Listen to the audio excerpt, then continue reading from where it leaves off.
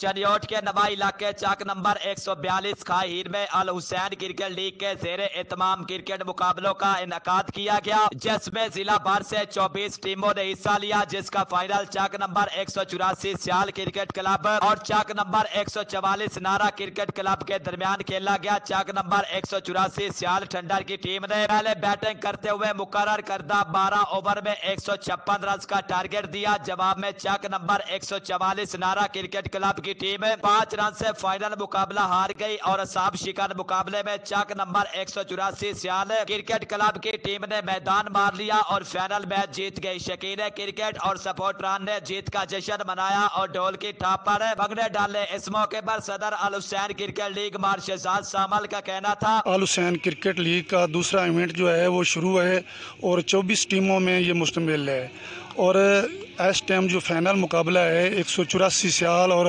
144 नारे जो हैं वो खेल रहे हैं और हमारा इलाके में क्रिकेट देना हमारा ये मकसद है। ये यंग लड़के जो हैं मनशियात के धंधे में ना आ जाएं और चोरी डकैती जैसी वारदातों में ना मुलविस हो जाएं, इसलिए हम क्रिकेट जो है ना ज़्यादा से ज़्यादा मुहैया कर रहे हैं। तो इंशाल्लाह ताला इससे आगे जो है हमारे इलाके के जो मुज़रिन हैं वो भी तमन कर रहे हैं हमारे साथ, हो वो भी ठीक हैं और लड़के जो हैं हमारे वो भी शौक़ से क्रिकेट खेल रहे हैं।